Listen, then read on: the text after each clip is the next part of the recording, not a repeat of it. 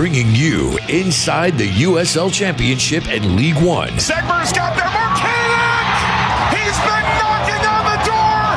He knocks it down! Diving into all the biggest stories and top headlines. You are ripping and roaring today. This is USL All Access. It's almost impossible to recreate that level of magic. With Mike Watts and Devin Kerr on Sirius XM FC.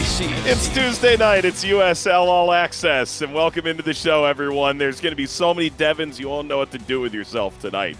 Devin Kerr is alongside Devin Rensing, the new head coach from Las Vegas, set to join us later on in the show. Emmett McConnell is the only Emmett, and he's the one on the buttons as ever. Mike Watts as well. We've got a ton to chat about because the number one, number two game of the century occurred, and it ended up being a shocker. We've also got some transfer news, some that we know we can tell you about, some that will probably come out the second that this show airs and is far too late for us to comment on because we don't burn our sources on this show. So just ourselves. Window, that's correct. Wide open, the transfer window. Devin, you just did like 13 games in 13 days. You are an A1 Leagues Cupper. I mean, hot diggity dog, man. You survived. You're here. I made it. Thank you to everybody who helped me along the way. I'd like to thank my play-by-plays. Couldn't have done it myself. My crews to certainly put me in the position to succeed, if that's what we're calling that at the tail end of all of this. And at the end of the day, I'd be remiss if I didn't mention my family for absolutely battering me when I got home and was only on 2.5, 3 hours sleep to then help assist me in the process. I'm alive. You were a little bit congested as well, if I'm not mistaken, Michael. A wee bit of congestion this time of year, and yet we spent months looking forward to a game that ultimately did not go the way we anticipated, and that's where we're going to begin because we were both working that night, and I know both of us had our eyes locked on this game. Charleston at Louisville. Phil the Fam. Credit to the Louisville social team for putting out what was a fairly badass preview, basically utilizing all of Devin. Can you say that? We're going to find out. Okay. We're going to find out. Apologize for Mike's actions. Speaking about this social media preview, I said something I shouldn't have. I apologize, and it won't happen again. Yeah, look, if Jennings and Myers score in the first 20 minutes, I know Different there's game. the early goal from Philip Goodrum in the third. We're talking very differently. But here you are. You give up a goal 3 minutes in. There's 13,611 people packed in. It's their biggest attendance of the year. They've been focused on it all year. They had something like 4,000 or 5,000 tickets that seemed to move out the door the week of the game. Everyone understood what this meant. Two teams tied on 41 points. This would ultimately also decide the tiebreaker between the two. So this wasn't a 6-point game. It was a 7-point game when you consider these sides probably going to be going tit for tat the rest of the way. Jansen Wilson scores twice in the first half. Local kid done good. Taylor Davila scores a penalty right at the end of the first half. And you look up, and Damian Loss made a couple saves, and it is 4-0 at halftime. Devin, before we get to your comments on the larger game, Louisville is now 19 unbeaten in the regular season at home with 17 wins in that span. Ben Pirmann's comment after the game. We knew exactly how we needed to play and what we needed to do to win, but we didn't do it. We just didn't turn up. I don't even think he used AI for that. What's your takeaway on the game, Dev? One day, some of these stories that make their way and comments that make their end of the show, we're going to actually be able to share with everybody what they mean outside of your hatred of coleslaw and the back and forth banter between us. I would agree with him, number one. Listen, opening 45 minutes, not enough intensity. They were out-battled from the physical side of things, something that reminded me of kind of Rhode Island manhandling Louisville last year. They took a lot of spite coming out of those games, certainly en route to Rhode Island's Eastern Conference title. And Charleston got outworked.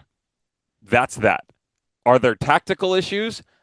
To me, there was one main tactical issue, but it was because of what Louisville did to them. The amount of pressure that Louisville provided against the Charleston Battery back line forced them a lot more direct, but when they went direct, they weren't always releasing long or to the width or on diagonals, which I know is a part of the width, but you got to come across field. They were taking risks, Mike, and risks that were unwarranted, putting players into 3v1 situations where, even if, and I believe this is the cutback, Jansen Wilson's was the cutback on the second goal. There was no reason why you had to come across the middle to trying to play into a single player from the Battery who's checking down in. That ball's almost always going to be negative or it's going to go horizontal. You don't have the ability to turn in a 3v1. And even on the touch, you still have pressure coming from the near side.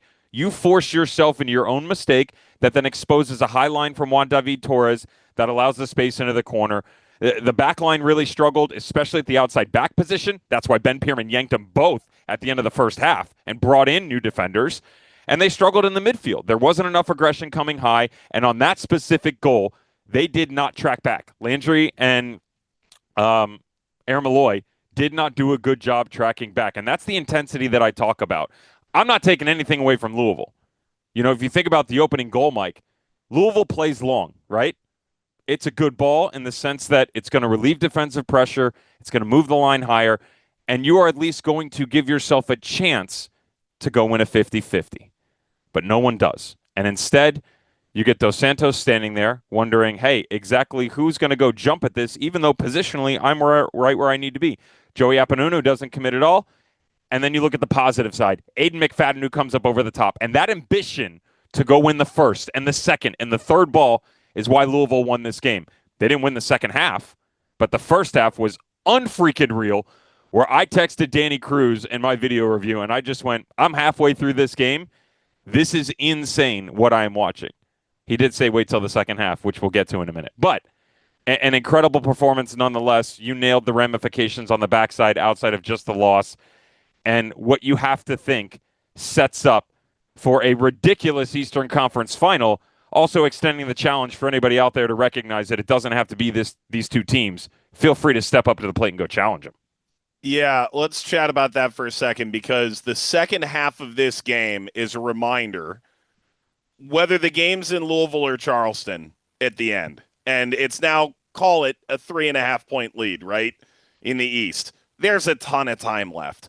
You go drop a couple weird draws. I think Louisville's in Miami this week. I mean, it's going to be 95 degrees. You're coming off that game.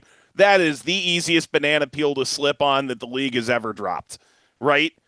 I'm not saying Louisville's going to go perfect the rest of the way. Charleston's still going to have something to say, but they've let a moment pass them by. That in mind, whether they end up having to go to Louisville in the conference final or not, whether Charleston and Louisville even both make it is really the only question to that, because the moat is so big between second and third.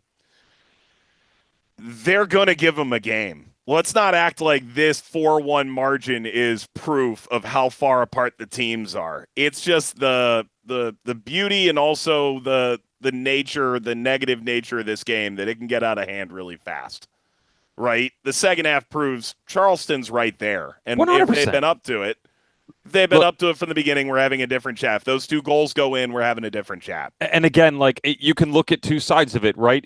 Let's go back to the opening example for a second. And there's a lot of ifs here, if Charleston don't make the mistake about coming central with the conflict that is 3v1, and instead that ball stays outside or goes long, the opening tackle never happens. If on that turnover, the ball that goes down into the corner, you don't have Juan David Torres jumping the route and instead helping defensively where he's supposed to be, and usually you get coverage, in theory, although he wanders, then that ball never gets whipped back in. If you've got the midfield pairing of two of the best in the league when paired together, they're top 5 in terms of pairing. When you get guys like Landry and Aaron Malloy next to each other, if they track back, you don't get a second goal. There's a lot of ifs in there to allow Louisville to exploit you, which is why I still think Louisville was amazing, and you have to tip your hat. But Charleston were also bad. Ben Pirmann said it, we didn't do what we needed to do, and they didn't. But Louisville did. Louisville took this personal, and they made everybody aware in the championship that they are who they are for a reason. And do I think they were lucky in the second half? No. I think they took the foot off the gas because they knew we're up 4-0 and felt like, hey, no one can do us any harm. That situation ain't going to happen again come postseason time. And to your point about anything can happen, 11 games remaining for both. Charleston play 8 teams above the playoff line. Louisville play 5 teams above the playoff line. And yet stranger things have happened. Friendly reminder last year, Rhode Island FC, all due respect to what they did and that body of work, they came from out of nowhere to make everybody suffer and think about what should have been in Louisville or Charleston, and instead was Rhode Island. This could still be anything. Tendencies tell you one thing. Your heart maybe hopes for another, but your brain should tell you this is still far from over, although I do believe they are still the 2 best teams in the league, and there's a really good shot that when we see them in the Eastern Conference Final, all due respect, that's probably going to be the best game. At least that's a theory. Feel free to break that. No, I'm good. All right, couple other results to make mention of this week. Detroit with a 1-0 win over Indy.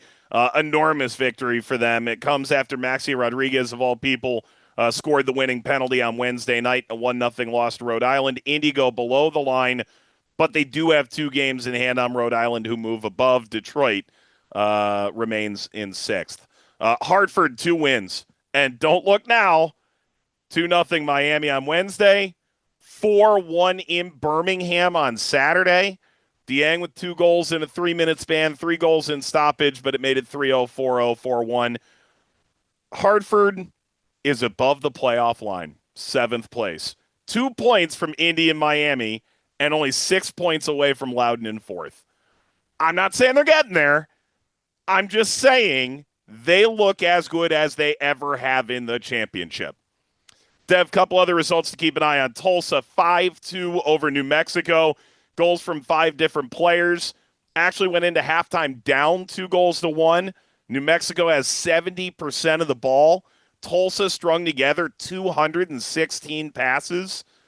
And yet, I think you could argue, as they move, remarkably, 8 points up on SAC, 10 on San Antonio, both having a game in hand. New Mexico dropping to 5th. Only 3 points from Lexington in 10th.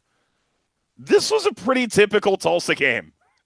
I thought they were awesome. And, I talked about how the aggression of Louisville's front line, Tulsa was right there next to them, man. Did they make New Mexico feel uncomfortable? And for New Mexico to have success, we always know this, Mike, they got to be on the ball. Great, you did that. But nearly every ball that went in to their 6s or that pivot 8 almost came right back out. And so you force these long balls. The back line was super aggressive. I thought Jamie Weber in that false 9 position, roaming defensively, yet still providing up top to Taylor Calera and Trevor Ammon, did an awesome job. And when they broke in numbers. Like they still did a really good job absorbing deep and just pinging that long ball. Ammon ran underneath it. You drag the back line with you, and physically they dominated in a lot of areas. It's purposeful possession, right? It's one where Dennis Sanchez is going to walk out and go, yeah, great, we had the ball. But we didn't work it quick enough, and we didn't take the right chances in order to get it in the right spots. So the majority of this game played from the center circle back. Majority of those balls plays negative. Tulsa, I texted Caleb Patterson Sewell, put some respect on his name with all 3. I was like, man, 5? And he said, we're trying over here, man. And I said, yeah, but 5? Give them credit, man. We call them contenders. We tell them, or we talk about them being difficult, Mike. They were clean. It's one of the cleaner games that I've seen out of them in decision-making and how they were going to attack the opponent. They deserve it, and they deserve to be where they're at. Yeah, they're real, man. All right, let's close with this. Pittsburgh and Orange County finish 1-1. Ethan, I'm a dad now, Zuback scores again in the 40th minute. Vactor, the equalizer, just after an hour. Pittsburgh shots 16-3 in this game. Pittsburgh moves to 5th. They're 1 point away from Loudoun in a home playoff position, 2 from North Carolina in 3rd. Home playoff game, about as good as it's going to get for them based on where Charleston and Louisville are. Orange County continues to hang above the line in the West. Devin, would you like to comment on the comments that someone commented on your commenting in a podcast in Pittsburgh? So Devin goes, last week we go on Hate Your Club, out here, social mediaing. highlighted that there was someone in the background in the supporters' end in Pittsburgh wearing a Lily Out shirt. You and I last week said, bruh, get serious. You're crazy. Yep. That's nuts. So Devin is invited to go on a podcast in Pittsburgh, and Devin goes on to talk about how well Bob has found unique talents, how far the club has come under his tutelage. They just won a trophy 2 years ago. They made a run in the Open Cup to the Final 8 within the last 2 years. And then I think the comments may have been, whether it's misconstrued or mischaracterized, I think you've got some comments back. Oh, I've got more than some comments back, because here's the understanding. You know what? I'll say it at the end. The quote by whomever said it. It's from the Mongols. Respect to the Mongols. They've got culture. They've seemingly had some quality over years that I respected because of their commitment to the club. And the quote is, "It kind of shows how little people think of the Riverhounds," because he's basically saying barely making the playoffs and going out of the first round is all you're worth, and that you should never strive to be more than that. End quote. First of all, if you quote someone, quote them and to what they actually said. Okay? That's number one. Number two, I said nothing anywhere near that at all. Okay? On that podcast, I actually said, number one, Bob Lilly, in the history of the championship, is the greatest identifier of talent, bar none, to get the best out of that player. So to think that anything that I said in that statement right there, or anything that I did in the 40-minute interview, was aimed negatively at Bob Lilly, you are insane. Literally insane. If you have a problem with what I say, I'm cool with that. If you want to argue with me over something I say, sure, let's do it. I'm going to respect the fact that you're bringing something to me. But do not ever, ever quote me by saying something else than what came out of my mouth. I wouldn't do it to you, because it's a flat-out lie. I would take Bob Lilly as my manager every single day of the week and twice on Sundays. That's how much I respect him. That's how much I respect what he's done, not just in Pittsburgh, but in this sport, in this country. You don't like what I say? That's totally fine. But do not falsify my words. Show me the respect of that, please. Soapbox off. Michael, the floor is yours. When we come back, we have the transfer market humming with another couple weeks remaining. We'll tell you about the moves that have happened, and we may intimate that some moves are coming. It's next on USL All Access. Let's get back to USL All Access on Sirius XM FC with Mike Watts and Devin Kerr. Welcome back, everyone. USL All Access on this Tuesday night. USL is on Sirius XM FC again this coming weekend, Saturday. Pittsburgh and Charleston. Hear the match starting at 7 p.m. Eastern time right here. All right, Devin, let's chat about some of the transfers as the window remains open. Loudon has made a trio of moves. In comes Luca Paris, 21-year-old right back, signs a 2-year deal. He was in the Juve Academy, his last in the 4th division in Italy. Omari Glasgow comes in, Guyana's all-time leading scorer at the age of 21, midfielder from Chicago Fire. And then they've added Kimi Ordonez, who you may remember from FC Cincinnati. He's been in Sweden and Moldova the last couple of years. He signs a 3-year deal. He's with Guatemala at the Gold Cup. In Rhode Island, 2 moves. So they bring in Dwayne Atkinson from Cavalier, came off a career-high 19 goals last year. They're a great, great club at developing young Jamaican talent. Then Matthew Corcoran comes in from Nashville, injured last year in Birmingham. Saw some time, 243 minutes in MLS for BJ Callahan. Scored in their friendly against Aston Villa. That's a good move for Rhode Island. I think for Rhode Island, the way that Matt Corcoran goes about his business, Mike, a midfielder that has become much more comfortable in the BJ Callahan system, I think he's manipulated space a lot better, getting himself on the half turn, recognizing when he can play forward and back, super clean on the ball. But to me, the biggest area of growth has probably been coming off of that half turn, how quickly he's been able to bypass different levels of pressure. To me, it's certainly not going to be an advanced role like we see bringing Maxi Rodriguez is, but more link-up play in an area that they've struggled in. This is going to help promote more growth and ball distribution onto that front line. Very necessary for Rhode Island. All right, elsewhere, Charleston, Monterey Bay, they've hooked up for a trade again. Former SLU star, St. Louis FC player Johnny Klein is on the move. It only played about 600 minutes all comps this year. How about Daniel Flores joining Phoenix on loan from Chivas? He's a former RSL outside back, featured 21 times for the Monarchs. Debuted, did get a game in Liga MX for Chivas in the most recent season. Ben Barjolo's on the move to Omaha from Orange County. 21 games the last year and a half in Orange County after coming in from the Atlanta Academy. Devin, the Rowdies making their first move since bringing in Dominic Casciato. It is from Toronto FC, Mac Herman Trophy finalist Charlie Sharp coming in. 2023 season bagged 20 goals, Mike, at Western Michigan, and understanding that team is all about running downhill, something that the Tampa Bay Rowdies are historically good at, something that Dom Casciato likes to utilize to his advantage. But the area that I like the most here, outside of the fact that he had 43 goals in 90 appearances, outside of the fact that he's already got experience within MLS, is how good he is in the air for a team that, as it continues its tenure under Dom Casciato, is going to utilize the width even more. He's great at back shoulder runs. He's incredible in the air, but his timing to get into the box onto crosses is something that I've always loved about him, not just in college, but as he's moved into the pro ranks. Dom Casciato has had his eye on him for a while, and he's going to recognize how good he can fit into this system moving forward. Devin, let's talk about children. Tyson Espy, latest player to sign at Orange County, into their academy and into their first team. He was MLS Next All-Star at LAFC this year. We spoke to Mikey Varas at San Diego. They just launched their under-12 team. Vegas previously had been a proving ground for LAFC. They've got LAFC 2 now, but LAFC, LA Galaxy have done a really good job building homegrown talent. I'm just saying the turf war in SoCal is beginning to heat up. And then Davian Kimbrough, Golden Boot at the Concacaf Under-15s. Dude, he looks like a man now. He's 15. He's gigantic. His profile is absurd. I loved, and you got to call one of his games, right? At least one, if I missed. Okay. I mean, so you'll understand this. Playing him out of one of those high pivot roles within the midfield that we've seen, still attacking on the front line, and playing as a target striker who manhandles people is a different look for Davion Kimbrough than we've seen in the past. He was manly in the best of ways. I mean, he throttled backlines. He was really good, man. Soft feet, loved everything about his performances. All right, Dev, we've buried the lead. The news came out from Oakland about 3.5 hours ago.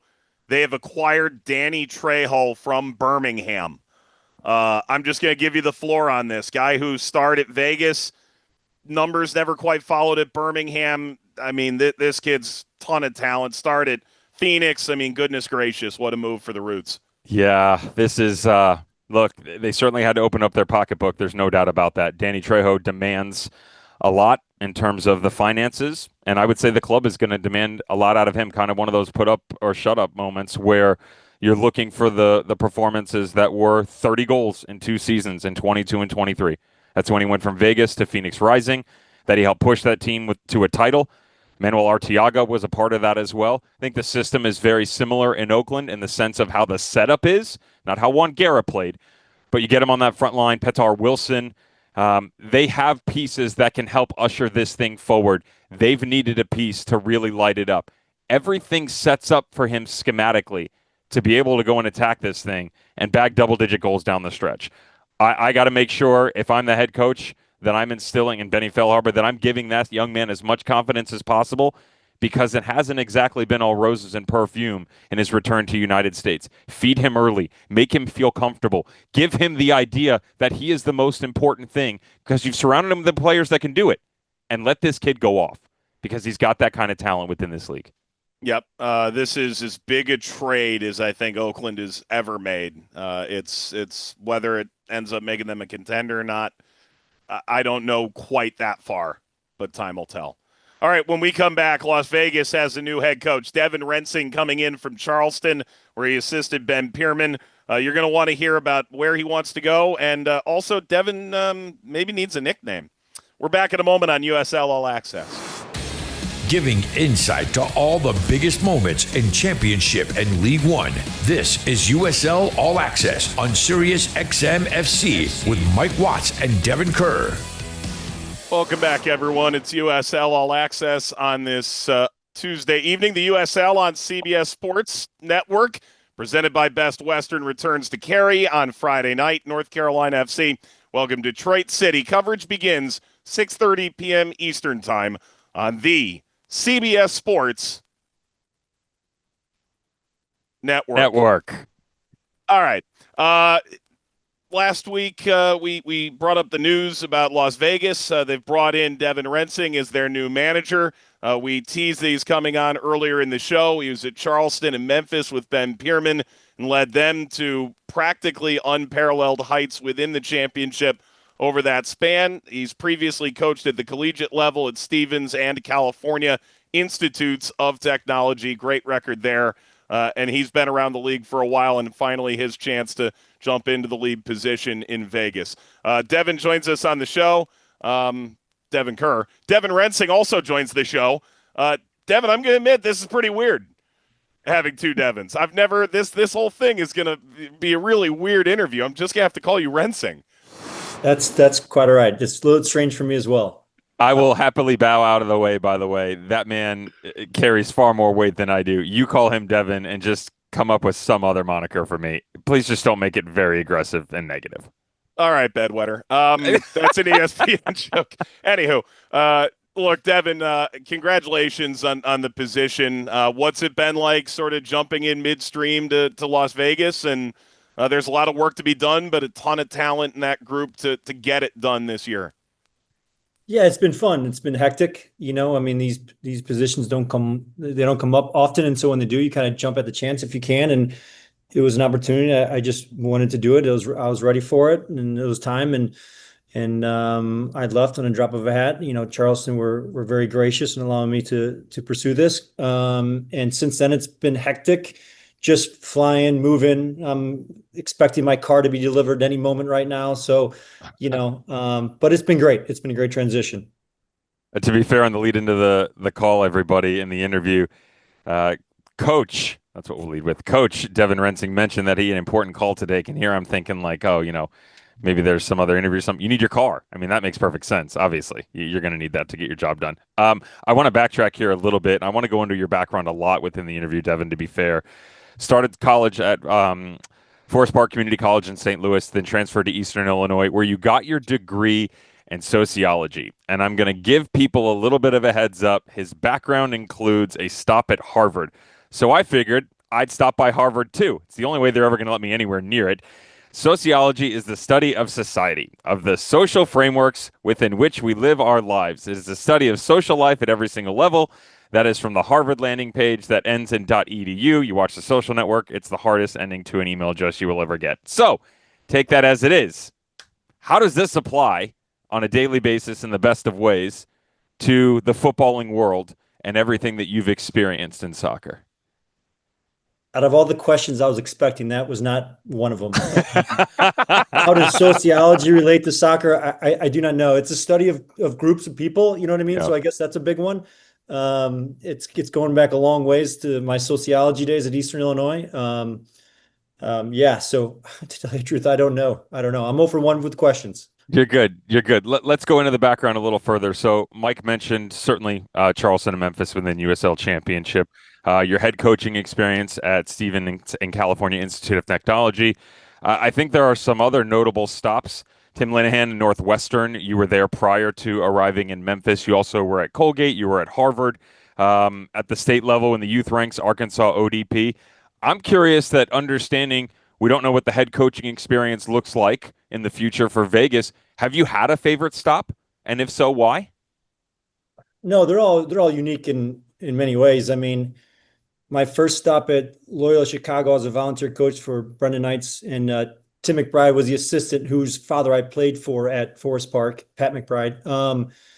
That was my first real go in it in soccer and coaching. I really wasn't sure if I was going to go into it, but then I just felt like, well, one, I can't believe you get paid to do this because I've worked corporate jobs. I've worked other jobs that were just not fun. And I felt like, I enjoyed it. And I felt like I could be somewhat good at it. And I felt like you can make a little bit of difference in people's lives. And so that was the jumping off point. As far as that, I mean, I worked with a lot of great head coaches, Chad Flanders at Central Arkansas. I learned a ton at Colgate with Eric Ronning. He was really great. And then, Harvard was a little bit, I was just there for volunteer coaches during the spring season. So I don't know if I really count that as an experience. And then I got to be a head coach at Stevens. And that was a great experience. Being a head coach, making my own decisions, having a staff to manage. I not one favorite, not at all. One thing that always comes up in conversations, chatting with people about you behind the scenes, and also it seems to pop up on nearly every single resume that I've been able to find online that people have passed on to me, and it's your versatility within the coaching ranks, your willingness to tackle such a wide variety of areas. You go back into the early college days where it's organizing alumni events, right? And then there's the goalkeeper work, and moving into the modern world that we're in now, coming from the Charleston Battery. Ben Pirmann would always tell me how much you were willing to do, how much you were willing to help in every single area. I guess my question would be what is your specialty? Where do you feel like you've been able to be best utilized over the years? And maybe the backside of it is, where have you grown the most? Yeah, I mean, that's a great question. I feel like I'm pretty well rounded as a coach. Take the goalkeepers away. But what I really enjoy is working with the attacking group. But the attacking group is, I consider all 10 players and somewhat 11 players. But the attacking group and the attacking half possession, I really thrive under that. I really enjoy that part of it. I grew up as a center midfielder, but then I got moved to a center back and when I went to Eastern. So I feel like I'm pretty well rounded. My father played professional soccer. I always felt like I was raised as a professional too. I didn't play professional, but I always felt like I had a professional outlook or professional mentality just because of that background. So I just feel like I'm pretty well rounded in everything. There's not one area that I would ever shy away from or I'd be willing to grow in. But I would probably have to say working with the ball. I grew up playing center mid. I want the ball. I want the ball as much as possible. Obviously, I know you can't have it the whole time, but being creative, finding ways to break teams down, I guess that would be my specialty, if you want to say that, moving the ball. One more for me before I pass you over to Mike for a few. Speaking of, having the ball, right?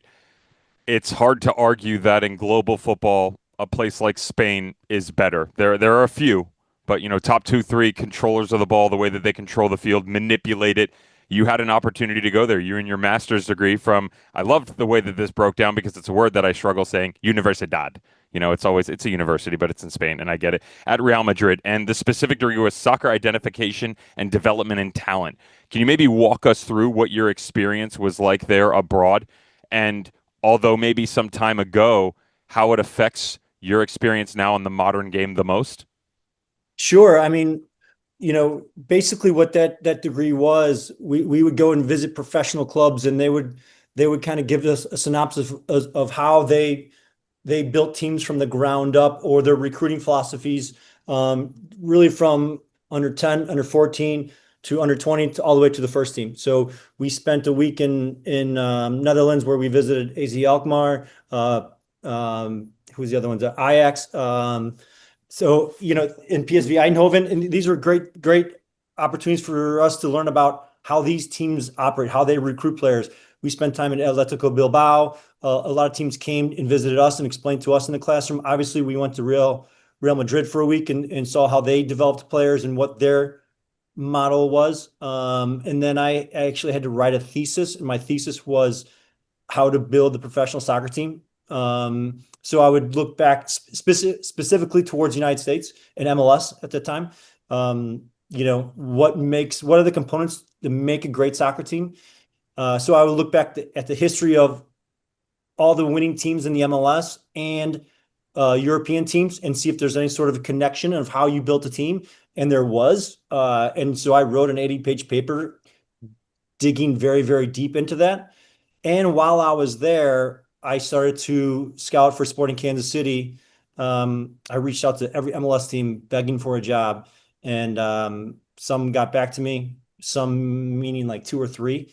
And Sporting Kansas City gave me an opportunity to go scout for him. I was working with Brian Bliss, who was fantastic to work under, and they gave me a little bit of a budget, or not much of one. And I really learned how to scout. I would go to in Madrid. There were obviously Real Madrid and Atletico Madrid, but you also have Getafe, Leganés, Rayo Vallecano, Alcorcón. You had these teams that were teetering between the second division and first division, aside from Atletico and Real.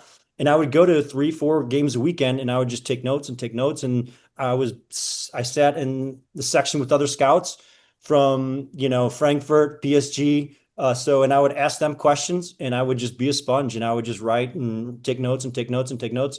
So I had the benefit of going to 3 or 4 Segunda games a weekend, or the first division. And so, all that stuff adds up, and, here I am now putting together teams, and that's what it's all accumulated to. Must have been really difficult for you, by the way, to come across so many people with names like that, both in the club abroad and the United States, that have no experience and no real tenure whatsoever. I feel bad for you. We're with Devin Rensing, the new head coach in Las Vegas. Any guys that you brought to Kansas City from, I think, Fontas, Ilie? I mean, they've got a decent sort of Spanish touch over the years. Any guys that you... So what happened at that time, they were looking for a forward, and it was going to be a big money forward. And that was kind of out. So I was looking at mainly left and right back. So there really wasn't enough time, or, the answer is no, I didn't bring anyone. Yeah. But it was still an amazing experience. I learned a lot, and like I said, I got a chance to meet Peter Vermees, and he was great. He was great to be under. It was just an amazing experience. I'd be remiss not to follow up, Coach. You said you moved from center mid to center back, always wanted the ball. If there's one player in the championship that you see your game in, who is it? And you can't say Aaron Maloney. My game? Yeah. Man. Who's your comp? That wouldn't do that player justice. Ben Pirmann. Not Ben. Ben and I are completely different players, and that was probably a good thing. I don't know. I wasn't very. I was pretty good with the ball. I could anticipate and read things and organize. So something like that. Slow version of find a slow version of a smart center back in the USL Championship, and that would probably be me. Devin Kerr, do you want to impale yourself by answering that? No, I'm good. Yeah. Is your shoe game at Ben's level? No. What is your fashion sense that we're going to get to know? It's Bob with the T-shirts. It's Ben basically with the boring. Shoes. I've got asked this question, and I don't. The outfit I wore the other day is going to be seen a lot throughout my tenure. I like to live simple and have, very basic clothes. Yeah. Devin Rensing with us. He's the new head coach in Las Vegas. I'd be remiss not to ask this. Dennis Sanchez went in last year with new ownership, and they did a wonderful job taking a club that had really struggled and putting together a winning product really for the first time. Obviously a struggle out of the gate this year, but what was sort of your perception of this position? Did you ever talk to them? Because they've cycled through coaches over the years. And what ultimately convinced you that this was the right position? Because as a head coach, I think we all sort of know it's one of those, if it doesn't go right once, ... What was it about Las Vegas that gave you that confidence? Yeah, I mean, first of all, I think it's a unique situation. It's a unique city. They have a lot of potential here.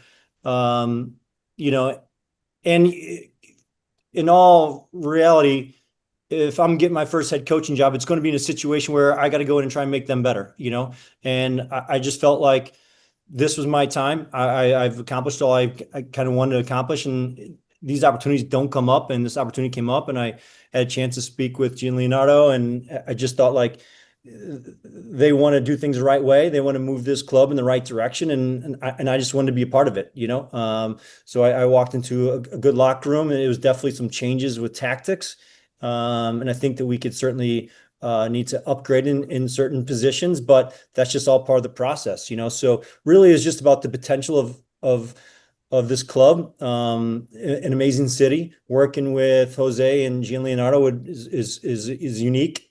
In fact, that Jose's, he had an amazing career as a professional baseball player. I mean, what better ownership group where you could have that sort of sounding board. So it was just about their potential and the opportunity, and they offered me that position, and I jumped on it. Devin, you are part of the biggest point turnaround from season to season with the Charleston Battery 2022 to 2023. Now, that team won the Eastern Conference, fell just short in the final against Phoenix, but that's the biggest point turnaround in USL Championship history. The second was Las Vegas Lights from 2023 to 2024. So I'm sure there are some pieces there that you walk in. Sean Smart's one that jumps off the page. Certainly Valentino, while that was there, just left. Can you maybe give me an idea when you're going through this process? You're being courted, right? Okay, we want to bring you in. You look at the roster. When you look at the roster, tell the listeners what you see and where maybe some of those pieces you talk about in growth that you'd like to improve upon. Yeah, I mean, I see they were definitely a different style of play that I like and that I'm used to.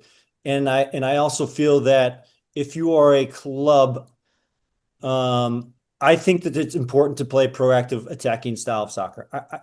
That's just who I am. And I think that if you are a club and you want to grow, you eventually have to get to that point in order to attract better players. And sometimes it's attracting better players for less money because those players want to play that type of style. So it was important for me to kind of change that mentality right away, where it's like, hey, we're going to try and attack. We're going to try and win the ball higher up the field. And obviously, there's definitely some pieces here. Johnny Rodriguez is a quality player. Stefan Stojanovic is someone who's a young forward, which I got a little bit of experience with. Knight Pickering, I worked with it in Memphis, who's got electric left foot. And then you have Gennaro, who's an attacking left back who is very attacking minded, and Yunus Budati, same as right back. So they had some pieces there that I thought I could work with, and so far our first game was good. I was content with it. A lot of room to grow, but I think you got a chance to see a little bit of how we want to play and our players understanding how it is that we want to play and the benefits of trying to win the ball further up the field. Devin, one more from me. You talk about the aggression, right? You want to be attack minded. You want to have the ball and work with the attackers. One of the insane stats to me about this Las Vegas Lights team that neither Mike nor myself have ever seen in the tenure covering the championship is a team that is tied for the league in shutouts, but also has tied for conceding the most goals. They need goals, least amount scored in the league. So being just 5 points off the playoff line, I'm not going to ask you if you can make the playoffs. The numbers speak for themselves. How does this turn around defensively so that when they concede, they're not conceding in droves and you find that balance on the attacking side of the football? Yeah, it's one of the strangest stats I've ever seen. I'm not even going to try and explain it, how that came to be with this team. But, I think that when you have the ball and you're working the ball well, you have to have good rest defending. It's not like you're just going off attacking, recklessly. So you have to be structured. You have to be organized. And if you doing that, when you lose the ball, you'll be in better spots to give the ball or to get the ball back quickly. So just being organized with that. And that's all about leadership from our goalkeeper, Rika, who's a great goalie, has a lot of potential, and our center backs, and then up to our center mids. So those four having balance and structure is vital to us, not giving up chances in the back. So that's just a constant reminder and a new piece for them to understand.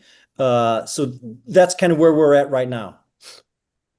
Devin Rensing with us. He's the head coach at Las Vegas. Close with this, Coach. You move to the entertainment capital on the planet. Not to say that Charleston nor Memphis didn't have great experiences. We've all been to Beale Street. I get it. You could go to the Sphere. You could, play the penny slots. You can head to a Raider game. What's what's the thing that you're most excited to go entertain yourself with once the season starts to wind down, or you get more than 5 minutes to yourself? Yeah, that's an interesting one. I mean, I don't even really know. I mean, I just driving around, it's just such a unique and different city that way. It's the energy is really, really amazing. I'll tell you that, to say the least, and say an obvious point. I really don't know. I think just to take it all in and just kind of go and walk around and to walk around casinos and see the different people just descend on this city from all over the world, trying to win millions. It's crazy. It's crazy. It's just an awesome place, right? It's just awesome energy. And I'm just trying to take it all in. And I'm sure I will have plenty of visitors, so that will also be a little bit different, not different for me, but just keeping up with people trying to visit me. It's a good excuse to come out to Las Vegas. So I'm just going to try and take it all in. Love it. Coach, appreciate the time. Too many Devins, but strangely just enough Devins. All right, when we come back, we're going to take a look at the schedule for the coming week. It's plenty to chat about. It's USL All Access on Sirius XM FC. You're listening to USL All Access on Sirius XM FC. Here are your hosts, Mike Watts and Devon Kerr. We're back on USL All Access. If you're unfamiliar with the This Is SportsCenter commercial with Tim Lincecum and the bedwetter nickname, you should look it up. Devin has no uresis issues. All right, catch the USL on ESPN this Saturday night. Tampa Bay Rowdies, Phoenix Rising. Under the lights, coverage kicks off 9 p.m. Eastern, 6 Pacific on ESPN2. All right, Devin, Detroit City releasing their renderings for their new stadium, Alumni Phi Stadium, set to open 2027. Spoke with a member of the Detroit front office about 3 or 4 months ago, and they said, we want it to feel like a championship or a League One stadium in England. There are going to be frills, don't get me wrong, but soccer is the game. It's not luxury suites. It's not, this is for the people, by the people. I love that. It looks awesome. All right, elsewhere, Devin, let's pick a key game to keep an eye on this weekend. For me, 7 Eastern, Saturday night on ESPN+. Hartford hosting Tulsa. You destroyed New Mexico. You throttled Birmingham. This is, are you legit? This is the game. You can prove so much. I know they're out of conference. You won't see them till a final. That's the game I'm watching this week, no doubt. I'm watching the game that I'm calling. Sorry, I have to be selfish here. North Carolina FC and Detroit City. Detroit City on the road. They need more momentum. 1-1-1 in their last 3. You could throw another win in there if you include the Jaeger Cup win, Mike, a couple of weeks back.